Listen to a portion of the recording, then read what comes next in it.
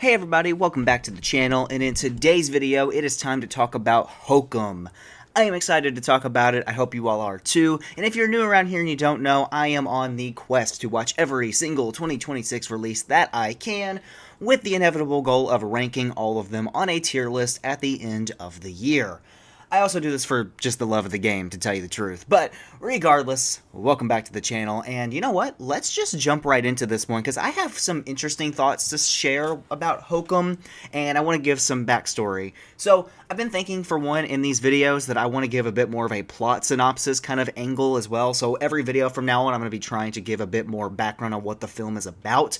I feel like I skip that part sometimes, so let's jump into that first before I give my thoughts. So, I checked this movie out at the AMC Scream Unseen on Monday night. It's a very early Scream Unseen because it doesn't come out for another 2 weeks on May 1st. But regardless, Hokum follows Adam Scott's character, Ohm Bauman, or Bowman, however you say it, as he goes back to an Irish hotel where his parents had their honeymoon in order to spread their ashes long after their death. And it's a very interesting plot setup, and it gives you a lot of questions about, like, how they died, if it was just old age, if something happened to them moving forward. Like, you get a lot of information about maybe some kind of mysterious death that might be haunting Adam Scott's character, and that adds a lot of mystery to it and makes it very interesting as you go into the rest of the film. Of course, the trailer kind of shows you that there is like an idea of maybe a witch haunting this area, and that adds a lot more to the nuance of what's going to happen at this hotel. So let's jump right into the positives of what makes Hokum pretty good, and I want to start off with the atmosphere. Hokum has a lot of atmosphere. It's probably the most well-done atmosphere we've seen in a horror film from 2026. I loved Faces of Death. I thought that was a better film than Hokum in terms of its allegory and stuff like that. But Hokum, in terms of being a horror film, has a lot more atmosphere and is just in general a lot more well done in the scare department. The atmosphere of this old Irish cottage/hotel is very well done. And when you follow Adam Scott's character through the various corridors and rooms of this kind of creepy, derelict almost areas of this hotel, there is a lot of atmosphere and tension just being built up in the general area that he's in. And that is really awesome. I really appreciate that. My other big positive that I want to give this movie is the actual way that the camera moves in this movie. There is a lot of very, very unique jump scares and camera movements and just ways that different creatures and monsters, or whatever you want to call the entities in this film, pop up on the screen that is very unique to this movie alone. And there's a lot of very unique jump scares that go alongside that. There are jump scares in this movie that I have really never seen before in any other horror film. There are so many of them that are so uniquely different, and without spoilers, I will just say they are some of the better jump scares I've seen in a more jump scare horror film. They are very well placed, very well timed, very unexpected. They don't require a long pause of silence and then a loud, abrupt sound to catch you off guard. It's not like there's never a predictable jump scare in this film, and that is awesome. I really liked that.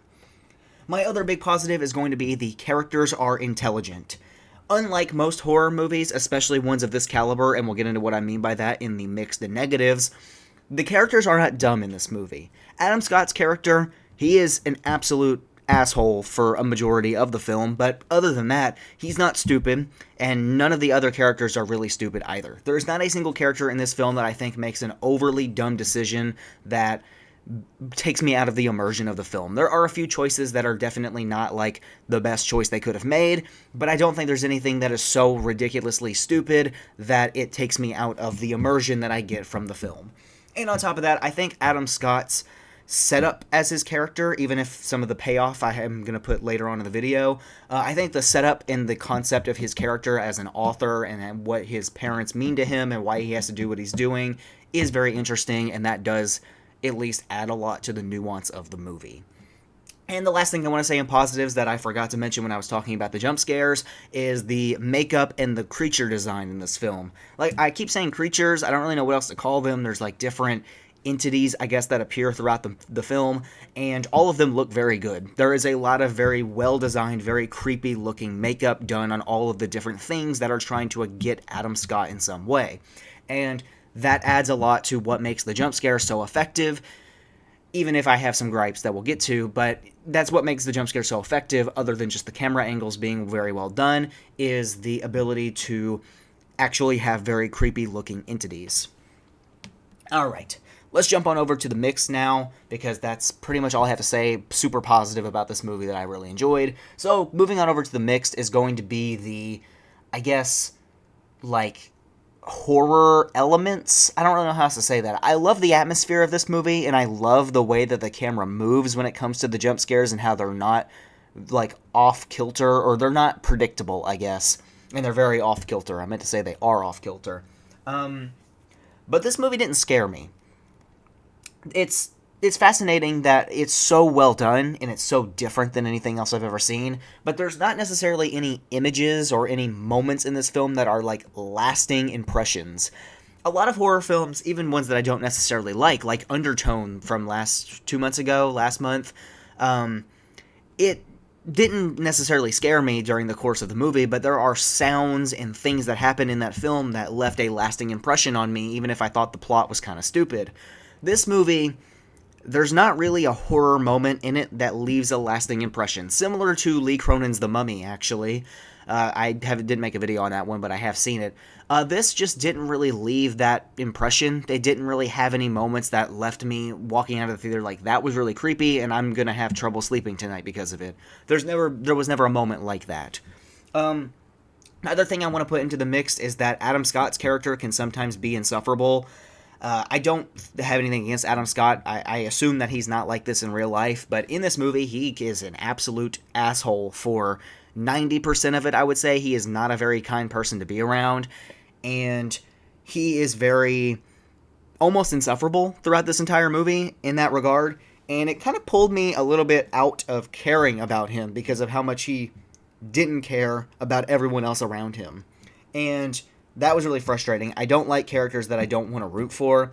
He was not a very kind guy. I didn't want him to die because he did have things to work out and problems with him, but I just was struggling to root for him because I didn't really like him in the film.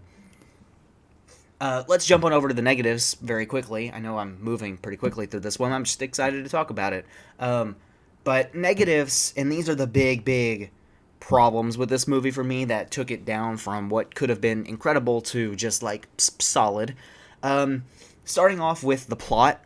This movie starts off with a very interesting concept. As I said in the intro, you've got Adam Scott come in here trying to spread the ashes of his family for reasons that he's kind of haunted by the past and he wants to kind of face it, whatever. You have an interesting plot setup. It's very well thought out. But as you get into the nitty-gritty of the film here, you kind of have these, just the loss of any substance towards the end. You kind of just end up with a generic haunted house film in the entire back half of the movie. As soon as Adam Scott begins to investigate further into the mysterious nature of the hotel, you basically just get him walking around in a haunted house with scary things happening for 40 to 50 minutes of the movie, and that's kind of it.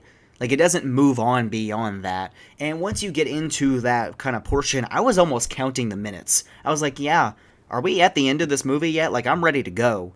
Because it kind of just lost all of its luster. There was nothing interesting anymore once you get to that portion. If I wanted to watch a haunted house film, I'd go watch The Conjuring, because that's probably the best haunted house film that you're going to get. And this doesn't really scratch that itch. And it sucks, too, because the atmosphere is a 10 out of 10. The jump scares are very well crafted and very well made. And the creature design looks fantastic. But the film doesn't have anything to grasp onto in terms of substance to make any kind of a lasting impression beyond the atmosphere of the film. I think that's the best way to put it. Other thing that I have for the negative is kind of just the pacing in general. Like I said, once you get into that haunted house portion where it's literally just Adam Scott in a room doing things, you get an issue with the pacing where some of the characters don't really do anything. Like, you have Adam Scott just wandering around having scary things happen to him, and then you have all the side characters that are doing trivial nothing that you don't really care about. There's one side character in particular that you do like, and you can root for him. He's very easy to root for. He's a pretty nice, chill dude. And beyond him, all the other side characters, you don't really care about what's going on. There were two guys that looked so similar, I thought they were actually the same person, but they weren't. And that was very confusing to me. But you just don't get a lot of, like, substance, I guess, with any of the characters. And that's kind of what dragged this movie down in terms of its third act and a lot of the second act as well. The ending isn't super cathartic because you don't really find out, spoiler alert, I guess, but you don't really find out anything about the actual creature. It doesn't really answer a lot of questions, at least in my opinion it didn't. And overall, I just thought this movie was solid. There was a lot of areas that I didn't enjoy things that it did, and a lot of areas I really enjoyed what it did. It was a bit of a mixed bag overall. I gave this one a 7 out of 10. Could move down to a 6 out of 10 by the end of the year, just depending on how things go. But that is my review of Hokum. I'd recommend this movie to pretty much every horror fan because there may be different varying reactions from other people. Me personally, this is just a solid, okay film. I enjoyed it. I didn't love it, didn't hate it. And yeah, that's going to do it for me. 7 out of 10, 3.5 stars. Hope you all enjoyed. See you all in the next one, and peace out.